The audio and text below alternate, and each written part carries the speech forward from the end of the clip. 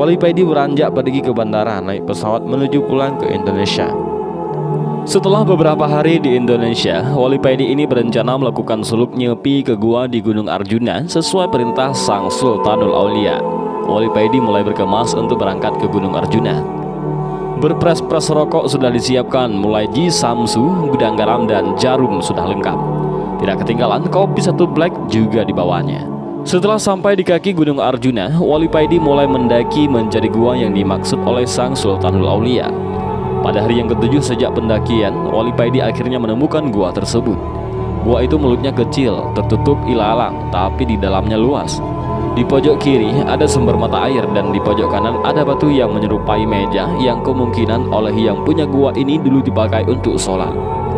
Wali Paidi menaruh barang bawaannya di sebelah batu yang mirip meja tersebut dan pergi menuju mata air untuk mandi dan berwudu. Ketika mandi, hati Wali Paidi ini dengan sendirinya berzikir dengan cepat dan otomatis. Pengetahuan ruhani Wali Paidi semakin bertambah. Hatinya berbunga-bunga tanpa dapat ia cegah. Nur bisorohnya semakin terang benderang. Setelah berwudu, Wali Paidi melakukan sholat di atas batu yang mirip meja itu. Beratus-ratus rakaat tanpa terasa telah berlalu dan Wali Paidi baru sadar ketika terdengar ayam berkokok. Wali Paidi pun turun dari batu menuju tempat perbekalannya untuk membuat kopi dan duduk santai sambil merokok. Panci sudah dikeluarkan dan rokok Jisamsu refill sudah disiapkan.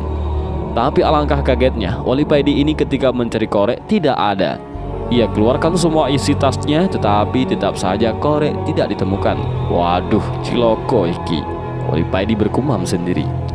Dia melihat kopi 1 black yang aromanya begitu harum dan berpres-pres rokok berbagai merek tergeletak di samping kopi. Wes muspro kabeh iki, kok bisa koreknya nggak ke bawah, kata Wali Paidi mulai kesal. 1-2 hari dilalui Wali Paidi ini tanpa kopi dan rokok. Dan pada hari yang ketiga, Wali Paidi mulai tidak tahan. Hatinya semeblak ketika melihat kopi dan rokok yang terkulai tak berguna. Wali Paidi mulai membaca hizib. Semua hizib ia kerahkan.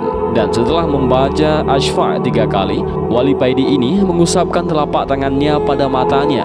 Dan biar seluruh alam jin dan makhluk halus lainnya tampak sangat jelas. Terlihat oleh Wali Paidi segerombolan jin di luar gua sebelah kiri, kira-kira 10 meter dari mulut gua. Wali Paidi mendatangi bangsa jin yang terdekat dengan gua tersebut. Gerombolan jin yang melihat Wali Paidi datang tampak ketakutan. Ada yang punya korek api? Tanya Wali Paidi kepada bangsa jin.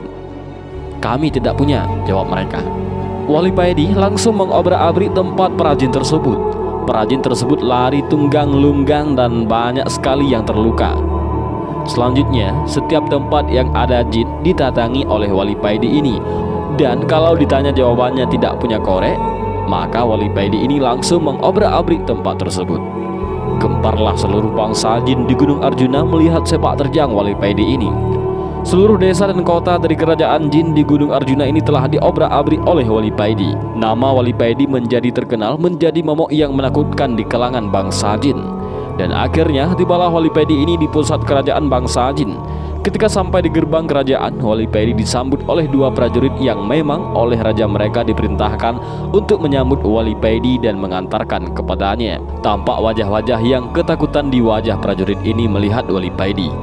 Dengan suara tergagap-gagap, prajurit ini mempersilahkan kepada Wali Paidi untuk masuk istana dan menemui raja mereka. Dalam istana, Raja Jin yang bernama Ismoyo ini sudah menunggu kedatangan Wali Paidi.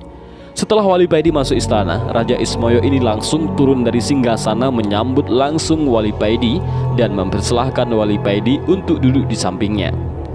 Dengan agak takut, Raja Ismoyo ini bertanya, hamba dengar Tuan Wali telah membuat geger kerajaan hamba. Tuan telah mengobrak-abrik seluruh wilayah kerajaan tanpa ada yang sanggup melawan Tuan. Apakah gerangan yang Tuan cari sehingga Tuan murka begini? Mungkin hamba bisa membantu.